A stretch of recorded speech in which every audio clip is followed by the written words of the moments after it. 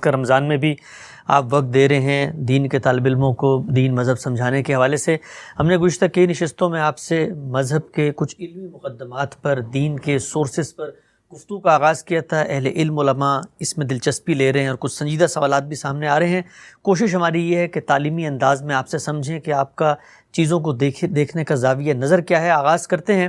آج کی نشست کا پہلا سوال یہ ہے کہ آپ نے اپنی کتاب میزان میں لکھا ہے دین کے سورسز کے حوالے سے کہ قرآن اور سنت دین لا ریب انہی دو صورتوں میں ہے، ان کے علاوہ کوئی چیز دین ہے نہ اسے دین قرار دیا جا سکتا ہے. سوال آج کی نشست کا پہلا یہ ہے کہ آپ یہ مانتے ہیں کہ حدیث کے اندر بھی دین سے متعلق چیزیں بیان ہوئی ہیں، رسالت مآب صلی اللہ علیہ وسلم نے شرح و وضاحت بھی کی ہے، تفہیم و تبیین بھی کی ہے، اور اس کے بعد قیاس اور اجتہاد کا دائرہ بھی مانتے ہیں. تفصیلی ہم نے آپ سے گفتگو کی تھی کہ ان سے بھی جو چیز ثابت ہوتی ہے باہر کیف اللہ کی ہدایت، اللہ کا مطلوب منشا بنتی ہے. سوال میرا آپ سے یہ ہے کہ دین اگر انہی دو صورتوں میں ہے تو پھر یہ جو بقیہ صورتیں ہیں جن میں دین بیان ہو رہا ہوتا ہے، اگرچہ وہ اصلاً بیان نہیں ہو رہا ہوتا لیکن ہوتا تو ہے، تو پھر ان دو ہی میں کیوں محدود کر دیا؟ پوری بات تو یہ ہونی چاہیے نا، دین قرآن میں ہے، سنت میں ہے، حدیث میں ہے، اسی طریقے سے قیاس میں ہے، اسی طریقے سے اجتہاد میں. جس مقام سے آپ نے یہ جملہ پڑھا ہے وہاں آگے استدراک ہے، یعنی اس میں بیان یہ کیا گیا ہے کہ ہمارا پورا دین انہی دو صورتوں میں ہے، ان سے باہر کوئی چیز نہیں ہے. یہ جو اخبار احاد کے ذریعے سے رسول اللہ کی نسبت سے بہت سی چیزیں ہمیں ملتی ہیں، یہ کوئی الگ دین نہیں ہے، یہ کسی عقیدہ و عمل کا اضافہ نہیں ہے، بلکہ یہ اسی دین کی یعنی وہ دین جو قرآن و سنت میں ہے اسی کی تفہیم و تبیین اور اس پر عمل کے لیے رسالت مآب صلی اللہ علیہ وسلم کے اسوہ حسنہ کا بیان ہے. تو پورا جملہ یہ ہے. اس جملے کو جب آپ اس کے اس استدراک سے الگ کر کے پڑھتے ہیں تو وہ سوال پیدا ہو جاتا ہے. یعنی پوری بات یہ ہے کہ اللہ کا جو دین ہمیں دیا گیا، اللہ کی جو ہدایت پیغمبروں کے ذریعے سے ہمیں ملی، اور خاص طور پر جب وہ آخری پیغمبر کی تصویب سے آگے منتقل ہوئی تو دو صورتوں میں منتقل کی گئی. یعنی اللہ کی کتاب قرآن مجید، اس سے ہم سب واقف ہیں. اللہ کی کتاب قرآن مجید اللہ کے اپنے الفاظ میں ہے، وہ اللہ کا کلام ہے، اس کو بین ہی یعنی روایت بالمعنی کے طریقے پر نہیں، بین ہی آگے منتقل کر دیا گیا ہے. میں، آپ، کوئی اور شخص جب چاہے اس کتاب کی مراجعت کر سکتا ہے اور اللہ کے دین کو اس سے سمجھ سکتا ہے. دوسری چیز رسالت پاک صلی اللہ علیہ وسلم کی سنت ہے. یعنی کیا کیا آپ نے؟ دین کی وہ روایت جو پچھلے انبیاء سے چلی آ رہی تھی اور جو عرب میں دین ابراہیمی کی روایت کہلاتی تھی، اس میں سے جہاں کوئی چیز مردہ ہو گئی تھی اس کو زندہ کر کے، جہاں کی اصلاح کی ضرورت تھی اصلاح کر کے، جہاں ترمیم کی ضرورت تھی ترمیم کر کے، جہاں کوئی اضافہ کرنا تھا اضافہ کر کے آگے جاری کر دیا. اور جب جاری کیا ہے، یہ لفظ جاری کیا ہے جب بولا جاتا ہے تو اس کا مطلب یہ ہوتا ہے کہ ایسا نہیں کیا گیا کہ کسی نے پوچھا تو بتا دیا، کبھی کہیں ذکر کر دیا، کوئی خطبہ دے دیا اور اس میں بات بیان ہو گئی. ایسا نہیں کیا، بلکہ ایک ایک شخص تک اس کو پہنچایا ہے، اور صحابہ کرام نے اس کو اپنے اجماع سے اپنے عمل میں ڈھالا ہے، اور پھر نسلاً بعد نسلاً وہ اسی طرح امت میں منتقل ہو رہا ہے اور بغیر کسی انقطاع کے منتقل ہو رہا ہے. تو سارا دین اسی میں ہے. دین کا کوئی عقیدہ اس سے باہر نہیں، دین کا کوئی عمل اس سے باہر نہیں. اس کے بعد جو کچھ کہا جائے گا وہ کیا ہوگا؟ وہ یا اس متن کی شرح ہوگی یا اس میں جو اصول بیان ہوئے ہیں ان کی فرع ہوگی. تو اس وجہ سے فروع کو یا شرح کو الگ سے بیان کرنے کی ضرورت نہیں ہوتی، تو میں نے بھی بیان نہیں کیا. ٹھیک ہے، صحیح نقطہ واضح ہوا. آپ آگے لکھتے ہیں کہ رسول اللہ صلی اللہ علیہ وسلم کے قول و فعل اور تقریر و تصویب کے لیے اخبار احاد جنہیں بالعموم حدیث کہا جاتا ہے، ان کے بارے میں حقیقت ناقابل تردید ہے کہ ان کی تبلیغ و حفاظت کے لیے آپ نے کبھی کوئی اہتمام نہیں کیا. سوال یہ ہے کہ آپ نے اپنی کتاب لکھی میزان، اس میں فقہ النبی کو باقاعدہ طور پہ پورے دین کو جہاں جہاں بیان کر رہے ہیں وہاں پہ رسالت مآب صلی اللہ علیہ وسلم نے جو شرح و وضاحت کی ہے، جو تفہیم و تبیین کی ہے، اس کو بھی بیان کر رہے ہیں.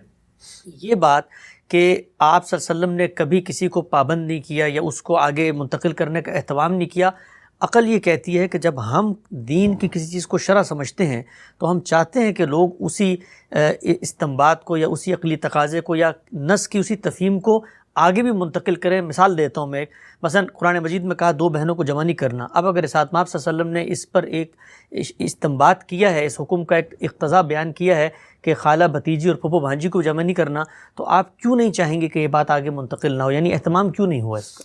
ذمہ داری نہیں تھی. یعنی ایسا نہیں کہ رسالت مآب صلی اللہ علیہ وسلم نے لوگوں کو پابند کیا اس بات کا. وہ اللہ کی کتاب آگے پہنچانے کے پابند تھے. سنت ان کے عمل میں ڈھل چکی تھی اور گویا کہ پورے صحابہ کے گروہ کا عمل بن چکی تھی. اس میں تو کسی اور اہتمام کی ضرورت ہی نہیں تھی. اور اگر اس سے متعلق کوئی مسئلہ کبھی پیش آیا، جیسے اذان آپ نے مقرر کی، تو مقرر کی باقاعدہ طور پر وہ اذان دلوائی گئی. وہ اذان پھر بعد میں اسی طریقے سے مسجد نبوی سے بلند ہوتی رہی جب تک آپ دنیا میں رہے، اور ایک روایت بنی. اسی طرح آپ کے علم میں ہے کہ جب قبلہ تبدیل کیا گیا تو منادی کرائی گئی. تو یہ اہتمام ہے. یعنی آپ نے جس دین کو لوگوں تک پہنچانا ہے، آپ اللہ تعالیٰ کی طرف سے پابند ہیں کہ وہ دین لوگوں تک پہنچائیں، ان کے سپرد کریں، ان کی ذمہ داری میں دیں. لیکن جس وقت آپ شرع فرماتے تھے یا کسی اصل کی فرع بیان کرتے تھے یا کوئی اجتہادی رائے بیان فرماتے تھے تو اس کی کوئی ضرورت محسوس نہیں کرتے تھے، اس لیے کہ متن موجود ہے. یہ شرع پہنچ جائے گی بہت اچھی بات ہے، نہیں پہنچے گی تو اس امت کے علماء خود کر لیں گے. اسی طریقے سے اصل موجود ہے، فرع اگر پہنچ گئی تو لوگوں کے لیے ازدیاد اطمینان کا باعث ہوگی. نہیں پہنچے گی تو مسلمانوں کے علماء خود اس اصل سے فرع کا استنباط کر لیں گے، بلکہ فرع سے دوسرے فروع کا بھی استنباط کر لیں گے. تو یہ چونکہ اسی کے اندر کے مضمرات ہیں، یعنی جو متن آپ کو دیا گیا ہے اسی کے اندر کے مضمرات ہیں. جو سنت جاری کر دی گئی ہے یہ اسی کے لوازم و مقتضیات ہیں. تو اس لیے اس کو الگ سے لوگوں کے سپرد کرنے، انہیں پابند کرنے کی کوئی وجہ نہیں. چنانچہ پوری تاریخ رسالت پاک صلی اللہ علیہ وسلم کی پوری سیرت پڑھ لیجئے، کبھی آپ نے اس کا کوئی اہتمام کرنا پسند نہیں فرمایا. نہیں کبھی ایسے نہیں کہا کہ لوگوں دیکھو مجھ سے کوئی سوال کرتے ہو یا کوئی بات پوچھتے ہو یا مجھے کوئی عمل کرتے ہوئے دیکھتے ہو تو تمہاری ذمہ داری ہے کہ تم نے اس کو محفوظ رکھنا ہے اور آگے پہنچانا ہے. یہ ذمہ داری میں نے ادا کر دی، اب تم نے آگے ادا کرنی ہے. کبھی آپ نے یہ نہیں کہا. لوگوں کی ثواب دید پر چھوڑ دیا.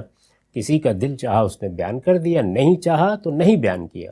چنانچہ رسالت مآب صلی اللہ علیہ وسلم کے ساتھیوں میں سب سے جلیل القدر کون ہے؟ سیدنا ابو بکر صدیق. تو ذرا دیکھیے مسند احمد کو اٹھا کر کہ انہوں نے حضور سے متعلق کتنی باتیں آگے روایت کی ہیں. شاید آپ 35-40 سے بھی آگے نہ بڑھ سکیں.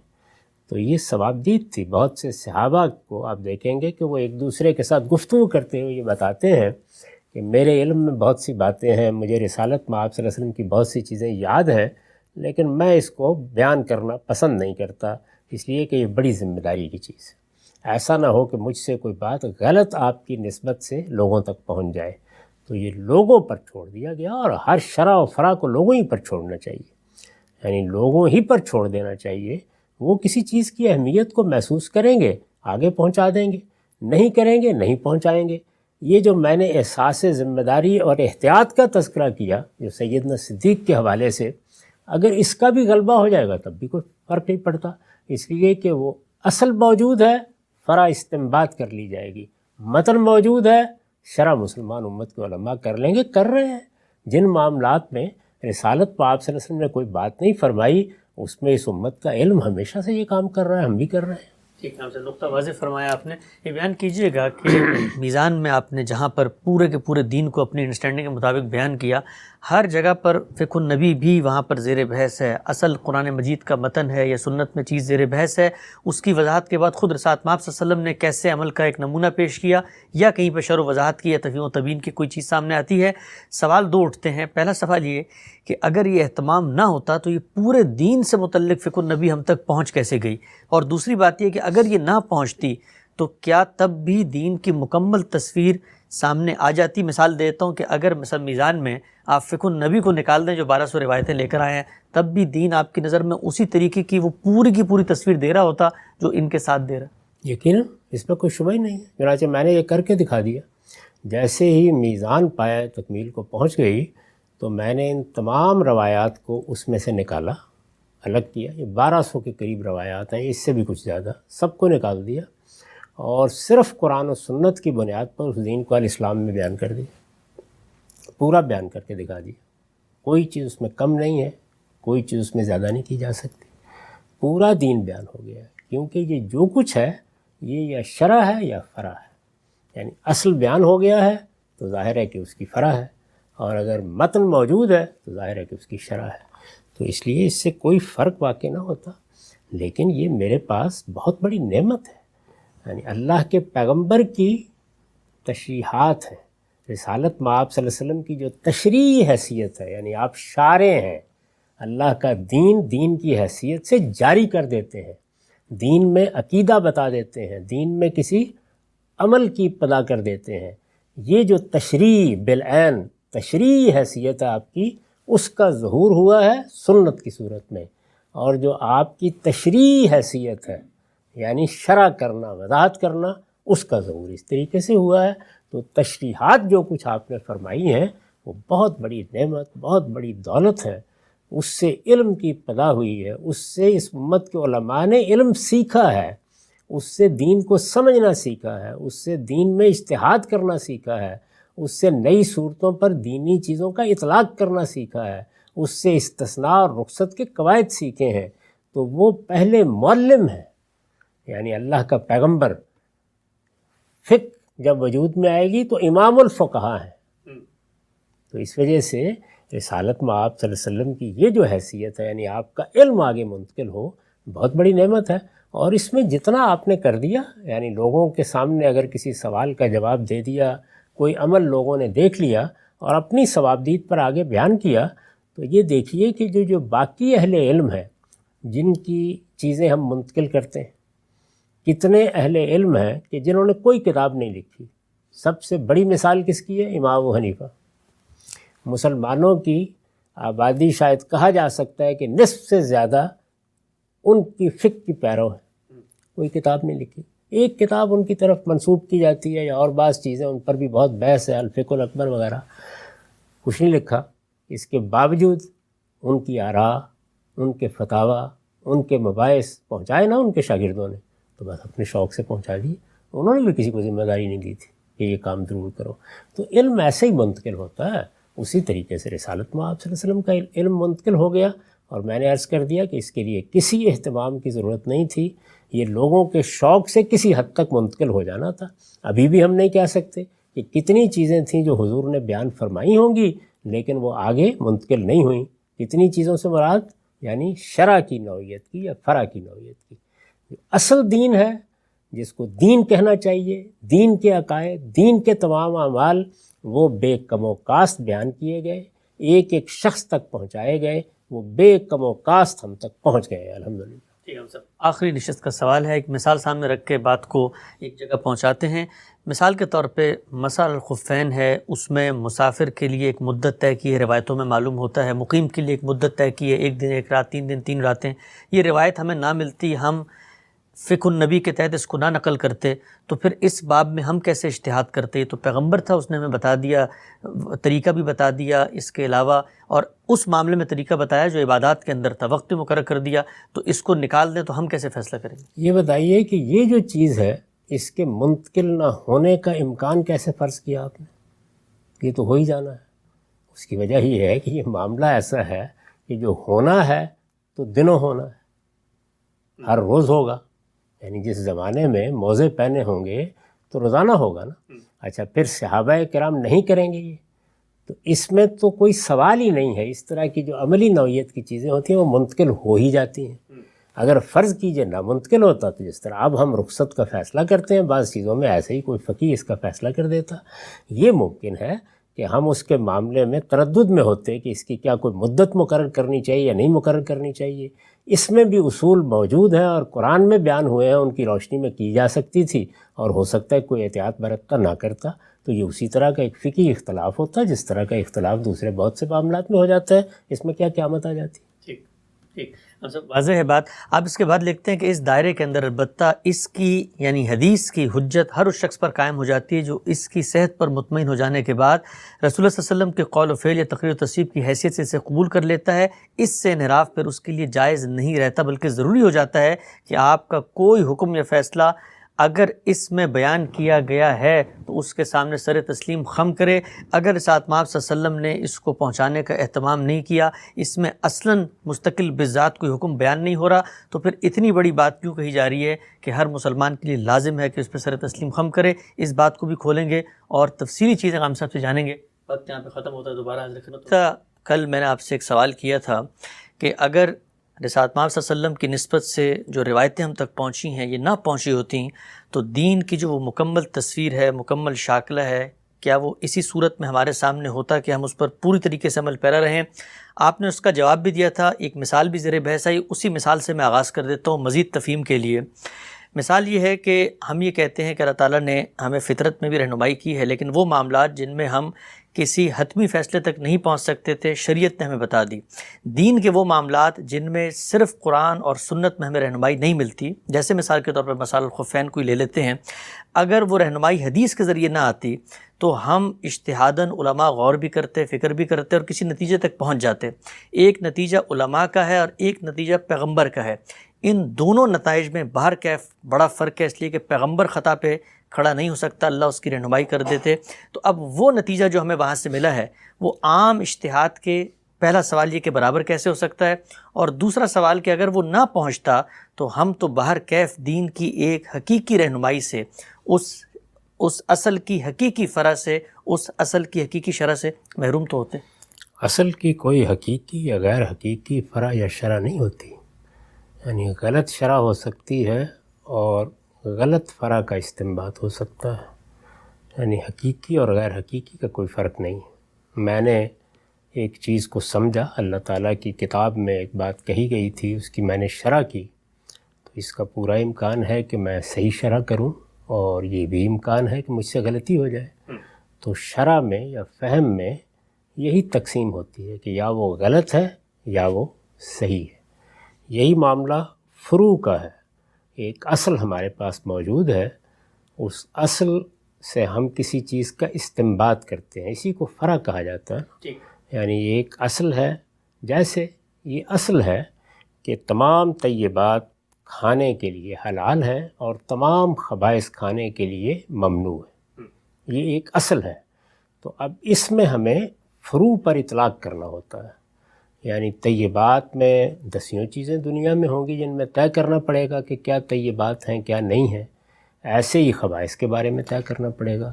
تو اصل جب ہمارے پاس موجود ہے تو یہاں یہ ہو سکتا ہے کہ ہم کسی فرع پر اطلاق میں غلطی کھا جائیں. تو یہاں پر بھی وہی ہوگا جیسے شرع میں ہے کہ غلطی ہوگی، تو غلط اور صحیح کا فرق ہوگا، حقیقی اور غیر حقیقی کا کوئی فرق نہیں ہوگا. رسالت مآب صلی اللہ علیہ وسلم نے اگر کوئی فقہی رائے بیان کی ہے یا کوئی شرع فرمائی ہے یا کسی اصل کی کوئی فرع بیان کی ہے، تو جو فرق واقع ہو رہا ہے وہ اصل میں اسی کا ہے. یعنی میرے ہاں خطا کا امکان ہے، آپ کے ہاں خطا کا امکان ہے، ابو حنیفہ اور شافعی کے ہاں خطا کا امکان ہے، وہاں نہیں. جو اصل فرق ہے وہ یہ ہے. یعنی رسول اللہ صلی اللہ علیہ وسلم نے اگر کوئی شرح کر دی ہے یا اگر کوئی فرع بیان فرمائی ہے تو یہ بحث تو ہم اس بنیاد پر کرتے ہیں کہ وہ ہم تک پہنچ گئی ہے یا نہیں پہنچی. جو بھی بحث ہے اخبار احاد میں ہم تنقیح کرتے ہیں، ہم ان کے رجال کو دیکھتے ہیں، ہم ان کے حفظ و اتقان کا جائزہ لیتے ہیں، ہم تاریخی معاملات میں کوئی رائے قائم کرتے ہیں کہ یہ صاحب جو بیان کر رہے ہیں ان کی ملاقات بھی تھی یا نہیں، یا ملاقات کا امکان بھی ہے یا نہیں. یہ جتنی چیزیں ہم کر رہے ہوتے ہیں وہ اس وجہ سے کر رہے ہوتے ہیں کہ ہمیں یقینی طور پر یہ معلوم نہیں ہے کہ یہ رسول اللہ ہی کی بات ہے. تو ہم کوشش کر رہے ہیں کہ رسول اللہ صلی اللہ علیہ وسلم کی نسبت کوئی غلط بات بیان نہ ہو جائے، اس کے لیے یہ تحقیق کرتے ہیں. لیکن جب رسول اللہ وہ بات فرما رہے تھے تو اس میں غلطی کا امکان نہیں ہے. یہ فرمائیں گے آپ کہ کیا پیغمبر اس طرح کی غلطی سے بھی پوری طرح محفوظ رکھے جاتے ہیں، یا اس میں بھی ان کو عصمت حاصل ہوتی ہے، تو اس میں دو پہلو ہیں، اور اس کی مثالیں قرآن میں موجود ہیں کہ اولاً تو جن ہستیوں کا پیغمبر کی حیثیت سے انتخاب کیا جاتا ہے ان کا عام انسانوں سے تقابل ہی نہیں ہو سکتا، وہ خیار الناس ہیں۔ اللہ تعالیٰ نے جب ان کو اس منصب پر فائز کیا ہے تو ظاہر ہے کہ جیسے کہ فرمایا ہے کہ یہ سب انتخاب کوئی الل ٹپ نہیں ہوتا، یہ علی علم ہوتا ہے۔ تو اللہ تعالیٰ ان کی صلاحیتیں اور جو کچھ اللہ نے ان کے اندر قوتیں ودیت فرمائی ہیں ان سب کا لحاظ کر کے علی علم انتخاب کرتے ہیں۔ تو اس وجہ سے پہلی چیز تو یہ ہے کہ میرے اور کسی پیغمبر کے مابین اس انتخاب ہی سے زمین و آسمان کا فرق واقع ہو جاتا ہے۔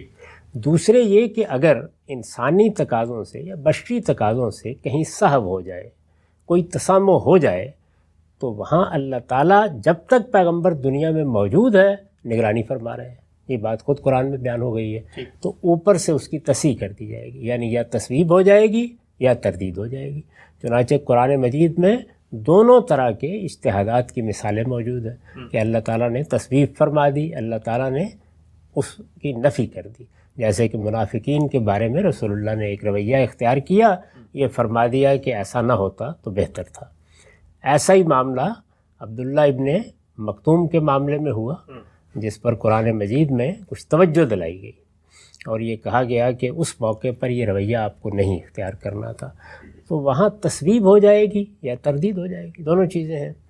دوسرے لفظوں میں یہ کہیے کہ میرے یا آپ کے یا ابو حنیفہ کے یا شافعی کے یا کسی بڑے سے بڑے عالم کے اجتہاد میں، اس کی شرح میں، اس کے فہم میں غلطی کا امکان کبھی ختم نہیں ہو سکتا۔ یہی وجہ ہے کہ ہمارے پورے علم میں جو محتاط لوگ ہیں وہ ہمیشہ یہ کہتے ہیں کہ یہ جو کچھ بھی آراء ہم قائم کرتے ہیں یہ ثواب یحتمل الخطا ہوتا ہے، یعنی ہم سمجھتے ہیں کہ یہ ٹھیک ہے اسی لیے بیان کر رہے ہوتے ہیں، لیکن اس میں احتمال ہوتا ہے کہ کوئی غلطی ہو گئی ہو، اور ہم جب دوسرے کی رائے پر نقد کر رہے ہوتے ہیں یا اس کو غلط قرار دے رہے ہوتے ہیں تو وہاں پر بھی یہی سمجھتے ہیں کہ یہ خطا ہے، یہ غلطی ہے، اس لیے کہ دلائل سے ہمیں وہ غلطی نظر آ رہی ہے، لیکن یحتمل الصواب، اس میں بھی امکان ہے اس بات کا کہ یہ ٹھیک ہو اور ہم غلطی کھا رہے ہوں۔ تو اس لیے ہماری سب آراء، ہمارے اجتہادات اسی ذیل کے ہیں، پیغمبر کے اجتہاد میں، پیغمبر کی شرح میں، اور ہمارے اجتہادات اور ہماری تشریحات میں بنیادی فرق یہ ہے کہ وہاں خطا کا امکان نہیں، وہ بے خطا علم ہے جو پیغمبر سے دین کے معاملے میں صادر ہوتا ہے۔ یعنی باقی چیزیں زیر بحث نہیں ہیں، عام بشری پہلوؤں سے کوئی بات آپ فرمائیں اس میں آپ نے خود وضاحت کر دی کہ اس میں تم لوگ مجھ سے بہتر جانتے ہو بعض چیزوں کو، لیکن جس وقت میں اللہ کی طرف سے یا اللہ کے دین کی کوئی بات بیان کرتا ہوں تو میری زبان پر حق کے سوا کوئی چیز نہیں آتی۔ تو یہ سراسر حق ہوتا ہے، یہ سراسر ثواب ہوتا ہے، اس میں غلطی کا کوئی امکان نہیں ہوتا۔ یہ جو سب سے بنیادی فرق ہے وہ یہ ہے کہ یہ بے خطا علم ہے، اس میں ادنیٰ درجے میں کوئی غلطی نہیں ہو سکتی۔ اب اس کے بعد اگلا سوال پیدا ہوتا ہے، وہ اگلا سوال یہ پیدا ہوتا ہے کہ جس وقت اللہ کے پیغمبر نے ایک بات بیان کر دی ہے تو آپ یہ دیکھیے کہ پیغمبر کی بات اگر مجھ تک پہنچ جاتی یا میں نے وہ سن لی، میں اس زمانے ہی میں موجود تھا، سعادت حاصل ہوئی تو میں نے سن لی، تو اس کے بعد کتنا بڑا بار مجھ سے اتر جاتا ہے۔ اس لیے کہ یہ کوئی آسان چیز نہیں ہے کہ جس وقت کوئی شخص ہم سے دین کے بارے میں کوئی بات پوچھتا ہے تو میں اپنے فہم کے لحاظ سے قرآن کی شرح کر رہا ہوں، حدیث کی شرح کر رہا ہوں، تو ہر وقت آدمی یہ خیال کرتا ہے کہ بڑی جواب دہی کے ساتھ میں یہ سب کام کر رہا ہوں، مجھے اللہ تعالیٰ کی بات بیان کرنی ہے، اگر اس میں کوئی غلطی ہو جاتی ہے تو ایک بار ہوتا ہے نا آپ کے اوپر، ظاہر ہے کہ وہاں یہ چیز بھی ختم ہو جاتی ہے کہ میرے سامنے اللہ کے پیغمبر کی بات آ گئی۔ تو اس لحاظ سے دونوں چیزیں بہت قابل اطمینان ہو جاتی ہیں۔ یعنی پہلی چیز کیا کرتی ہے، وہ مجھے یہ احساس دلاتی ہے کہ بے خطا علم تک پہنچ گیا ہوں، بہت بڑی چیز ہے یہ۔ اور دوسری چیز کیا ہے، دوسری چیز یہ ہے کہ اب جو کچھ بھی یہاں سے آئے گا وہ میرا بار کم کرے گا، میرے لیے ازدیاد اطمینان کا باعث ہوگا۔ جی ہاں، نقطہ آپ نے واضح فرمایا۔ اسی بات کو مان لینے کے بعد ایک لازمی عقلی نتیجہ جو نکلتا ہے اس کے برخلاف لوگوں کا یہ تاثر ہے کہ جو میزان میں آپ نے جملہ لکھا ہے کہ آپ نے اس کی حفاظت کا کبھی کوئی اہتمام نہیں کیا۔ اگر یہ بے خطا علم ہے، اس کے اندر دین کی ایسی چیزیں بیان ہو رہی ہیں جس میں ظاہری بات ہے رسالت مآب صلی اللہ علیہ وسلم کو اپنے اجتہاد کے بعد اللہ کی تائید، اللہ کی تصویب بھی حاصل ہے، دین کی روح بھی اس سے نمایاں ہو رہی ہے، اس کے مضمرات بھی کھل رہے ہیں، اس کے اطلاقات بھی سامنے آ رہے ہیں. تو یہ بات کہ پھر آپ نے کبھی اس کی حفاظت کا اہتمام نہیں کیا، نہ صرف یہ کہ عقل اس کو تسلیم نہیں کرتی بلکہ خود رسالت مآب صلی اللہ علیہ وسلم کے جو ارشادات ہیں اپنی باتوں کے بارے میں آپ نے بڑی شدید تنبیہ فرمائی ہے کہ مجھ سے کوئی غلط بات منسوب نہ کرنا، جس نے یہ کام کیا اس کا ٹھکانہ جہنم ہے. تو یہ جو کچھ آپ صلی اللہ علیہ وسلم کر رہے ہیں اس کو کیوں نہیں کہا جا سکتا کہ آپ یہ چاہتے ہیں کہ ان چیزوں کا اہتمام بھی ہو، حفاظت بھی ہو، صحیح لوگوں تک پہنچیں، اور فطری خواہش بھی ہے. ہم اور آپ بھی جب کوئی اجتہاد کرتے ہیں، مثال ہی دیتا ہوں، مطلب آپ نے مقامات کتاب لکھی ہے تو کیا آپ نہیں چاہیں گے کہ جی میزان کے علاوہ یہ جو آپ کے عملی اطلاقات ہیں، دین کی شرح و وضاحت ہے، یہ بھی دین کے سمجھنے والے جاننے والے لوگوں تک پہنچے، اور جب کوئی فقہی سوال ہوتا ہے تو آپ ریفر کرتے ہیں بھی فلاں جگہ میں نے مضمون لکھا. یہ اس روایت کا آپ نے حوالہ دیا وہ تو الٹ بات بیان کر رہی ہے. یعنی آپ تنبیہ کر رہے ہیں کہ ایسے ہی میری باتیں نا بیان کرنا شروع کر دیا کرو. یہ بڑی خطرناک چیز ہے. ایسا نہ ہو کہ تم کوئی غلط بات میری طرف منسوب کرو. اور اس روایت کا یا رسول اللہ کی ان تنبیہات کا یہی مطلب جلیل القدر صحابہ نے سمجھا ہے. چنانچہ آپ کو 10 حدیثوں میں یہ چیز ملے گی کہ جلیل القدر صحابہ یعنی سیدنا صدیق جیسے لوگ، سیدنا زبیر بن العوام جیسے لوگ، وہ یہ کہہ رہے ہیں کہ ہمیں بہت سی باتیں حضور کی معلوم ہیں، لیکن یہ کہ ہم ان کو بیان کرنے سے ڈرتے ہیں، ایسا نہ ہو کہ کوئی غلط بات منسوب ہو جائے. تو یہ تو کوئی اہتمام نہیں ہے، سخت تنبیہ ہے، کیونکہ انسان نے اپنے فطری جذبے کے تحت یہ باتیں بیان کرنی ہیں. تو یہاں پر تو یہ بتایا جا رہا ہے کہ باتیں بیان کرنے کا یہ عمل تو فطری تقاضوں سے ہونا ہے. آخر جس نے سوال پوچھا ہے تو اس کو کون روکے گا کہ وہ آگے بیان نہ کرے. اسی طرح کا معاملہ سننے والوں، دیکھنے والوں سب کے ساتھ ہوگا. چونکہ یہ ہونا ہے کسی نہ کسی درجے میں، یہ نہیں کہ سب کریں گے لیکن کچھ لوگ کریں گے. جیسے کہ ہم جانتے ہیں کہ سیدنا ابو ہریرہ نے بہت بڑے پیمانے پر یہ چیزیں بیان کیں، سیدہ عائشہ نے بیان کی، اور بعض لوگوں نے بھی بیان کی. تو یہ ہونا ہے. تو آپ نے تنبیہ فرمائی کہ یہ کوئی آسان کام نہیں ہے، یہ بڑی ذمہ داری کی بات ہے. خدا کے پیغمبر کی طرف کسی بات کا منسوب کر دینا اور وہ غلط بات ہو، بہت بڑی بات ہے. تو آپ نے فرمایا کہ جو لوگ اس کی جسارت کریں گے وہ اپنا ٹھکانہ جہنم میں بنائیں. تو یہ تنبیہ تو الٹ صورتحال پیدا کر رہی ہے. یعنی اب میں بھی ڈروں گا، آپ بھی ڈریں گے، ہر شخص اندیشہ ناک ہوگا کہ میں ایسے ہی کوئی بات بیان نہ کروں. کیا خبر کہ کوئی پس منظر رہ جائے، کیا خبر کہ کسی لفظ کے بیان کرنے میں غلطی ہو جائے، کیا خبر کہ میں جو بات سمجھا ہوں اس کے فہم میں خطا کر گیا ہوں، کیا خبر کہ جو میں اس فہم کو الفاظ دے رہا ہوں وہ اس مدعا کو ادا بھی کرتے ہیں یا نہیں ادا کرتے. تو یہ بڑی ذمہ داری کی چیز ہے، لازمی طور پر یہی ہوگا. تو جو بات میں نے کہی ہے وہ اصل میں مثبت اہتمام کا تقاضا کرتی ہے. یعنی آپ اپنی طرف سے ہر شخص کو متنبہ فرماتے، بار بار متنبہ فرماتے، بلکہ آپ کیا فرماتے، قرآن کہتا صحابہ کرام کو، بہت اہم بات، وہ یہ کہتا کہ یہ پیغمبر کی جو بات بھی تم سنتے ہو، چونکہ یہ ایک بہت بڑا علم ہے، بے خطا علم ہے، لہٰذا ہر شخص اس کو محفوظ رکھے، ہر شخص آگے پہنچائے. اگر کسی نے کوئی سوال کیا ہے تو اس کی ذمہ داری ہے کہ اس کا جواب اس کو مل گیا ہے، خود تو عمل کرے گا، جا کے جس سے ملاقات ہو اس کو بتائے، ایک ایک شخص تک پہنچائے. تو پھر یہ اہتمام ہوتا، پھر یہ حفاظت ہوتی. آپ نے ایسا کوئی کام نہیں کیا. اس لیے میں نے یہ عرض کیا تھا کہ چونکہ یہ فروع ہے، یہ شرع ہے، اور اللہ تعالیٰ نے اگر کسی چیز کو اس موقع کے اوپر لوگوں تک نہیں پہنچنے دیا یا وہ کسی وجہ سے نہیں پہنچی تو کوئی قیامت نہیں آئے گی. ہمارے علماء جن معاملات میں شرع نہیں ہوئی یا فروع نہیں بیان ہوئی تو یہی کام تو کر رہے ہیں. آپ کے جلیل القدر فقہا یہی کام کر رہے ہیں. اس سے حضور کی طرف سے اذن بھی ہو گیا، اس سے حضور کی طرف سے تعلیم بھی ہو گئی، اور جتنا ایک انسانی طریقے سے پہنچنا تھا وہ پہنچ بھی گیا ہے. یعنی کوئی ایسا تو نہیں کہ سب کچھ ضائع ہو گیا ہے، بہت کچھ پہنچ بھی گیا ہے. تو بڑا فرق ہے اس میں کہ کسی چیز کی یہ نوعیت ہے کہ اگر یہ ضائع ہو گئی تو دین ضائع ہو جائے گا. نہیں، اس سے کوئی دین ضائع نہیں ہوگا. دین پورا کا پورا موجود ہے قرآن اور سنت میں. ان میں جو باتیں ہیں وہ یا شرع ہے یا فرع ہے. اگر وہ مل جائے گی تو الحمدللہ اللہ کا شکر ادا کریں گے. اگر کہیں رہ گئی، ضائع ہو گئی، کسی نے نہیں بیان کیا تو علم ضائع ہوا ہے، اس میں کوئی شک نہیں. دین میں تو کچھ ضائع نہیں ہوا. ٹھیک، نقطہ آپ نے واضح فرمایا. آج کی نشست کا آخری سوال، جب آپ یہ لکھتے ہیں کہ اس سے یعنی حدیثوں سے دین میں کسی عقیدہ اور عمل کا اضافہ نہیں ہوتا، اور پھر پوری بات آپ کی یہ ہے کہ بے خطا علم ہے، رسالت محمد صلی اللہ علیہ وسلم کے اجتہادات ہیں، ہمارا اس سے کوئی موازنہ نہیں ہے، دین کے مضمرات کھلتے ہیں، کوئی مستقل بالذات انڈیپینڈنٹ الگ چیز نہیں ہے بلکہ متن کی شرح ہے، اصل کی فرع ہے، تو پھر یہ جملہ کہنا کہ جی عقیدہ و عمل میں کوئی اضافہ ہی نہیں ہوتا، تو یہ تو ایک تاثر ہی دیتے ہیں کہ جیسے جو کچھ ہے یہ ایک اضافی چیز ہے، غیر ضروری چیز ہے آ گئی تو بڑی اچھی بات ہے، نہ ہوتی تو کوئی فرق نہیں پڑتا ہمارے۔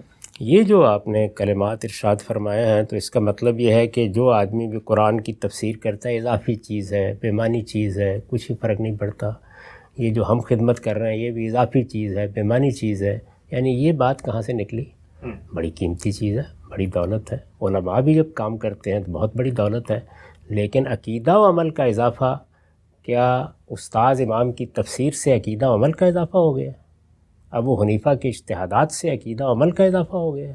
عقیدہ و عمل کا اضافہ ہونے کا مطلب جانتے ہیں کیا ہے؟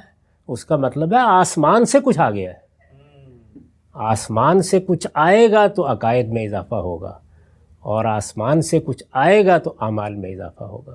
تو اس لیے دو الفاظ میں نے وہاں استعمال کیے ہیں کہ یہ جو کچھ ہے، یہ جو عقائد و اعمال ہمیں آسمان سے وحی کے ذریعے سے دے دیے ہیں خدا کے پیغمبر نے، یا ان کی تفہیم و تبیین ہے یعنی انہیں سمجھایا جا رہا ہے، اور یا جو کچھ اعمال خود رسول اللہ نے جاری کیے ان پر آپ کے عمل کا نمونہ ہے، اور اس لحاظ سے ہمارے لیے بہترین نمونہ ہے، اسوہ حسنہ ہے۔ تو یہ کوئی قیمتی دولت، کم درجے کی قیمتی دولت ہے۔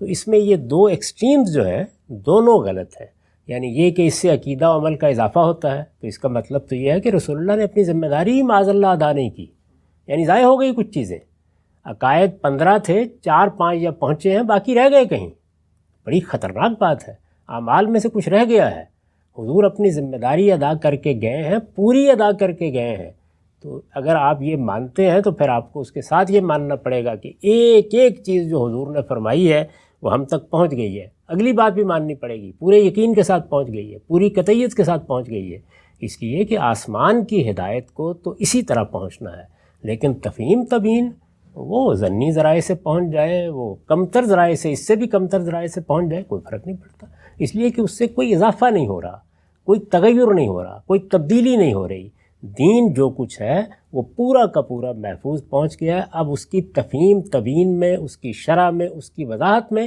کوئی چیز پہنچی ہے الحمدللہ، رہ گئی ہے تو کوئی قیامت نہیں آ رہی۔ اللہ تعالیٰ نے انسانوں میں ایسے جلیل القدر انسان پیدا کیے ہیں، قیامت تک پیدا ہوتے رہیں گے، جو یہ خدمت انجام دے رہے ہیں، یہ خدمت انجام دیں گے۔ تو اس وجہ سے یہ دوسری ایکسٹریم جو اختیار کر لی جاتی ہے کہ یا تو عقیدہ و عمل کا اضافہ ہونا چاہیے، اور یا یہ ہے کہ بے معنی ہے، فضول ہے، یہ دو باتیں کیا ہیں؟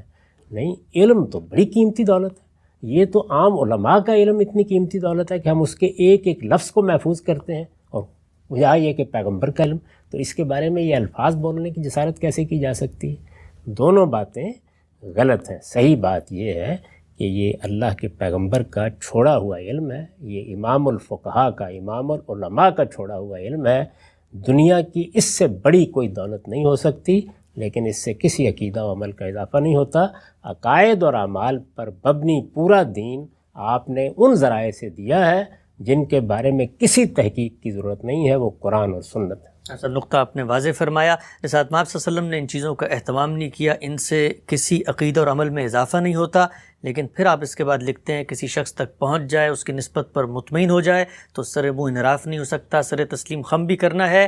اگر یہ دین کا لازمی حصہ نہیں ہے، انڈیپینڈنٹ سورس نہیں ہے، تو پھر اس کے بعد اس کو ماننا بھی ہے، سر تسلیم خم بھی کرنا ہے، اور جب کوئی مانے گا تو بطور حکم اللہ ہی مانے گا۔ اس میں کیا نقطہ ہے، ان دو باتوں میں کیا ریلیشن ہے، اس کو بھی جانیں گے انشاءاللہ۔ آئندہ نشست میں وقت یہاں پہ ختم ہوتا ہے، دوبارہ حاضر خدمت ہوں گے، اب تک آپ کے بہت شکریہ۔